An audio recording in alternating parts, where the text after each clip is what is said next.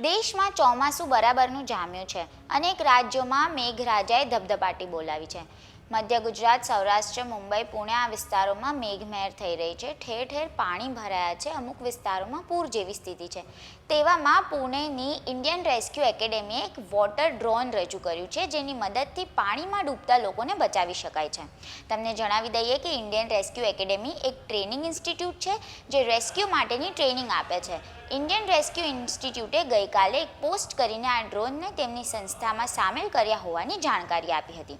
આ ડ્રોન પૂરની સ્થિતિમાં અને ડૂબતા માણસને બચાવી શકે છે. આ વોટર ડ્રોન વિશાખાપટ્ટનમની સ્ટાર્ટઅપ કંપની સેફ સીઝે બનાવ્યું હતું. આ ડ્રોનની ખાસિયત એ છે કે ડૂબતા માણસને બચાવવા લાઈફ ગાર્ડ્સને જેટલો સમય લાગે છે, એના કરતાં પણ ઓછા સમયમાં આ ડ્રોન એ વ્યક્તિ સુધી પહોંચી શકે છે.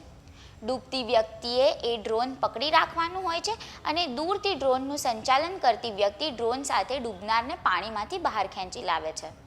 અત્યારના સમયમાં ડ્રોન દરેક સેક્ટરમાં મદદરૂપ સાબિત થઈ રહ્યું છે.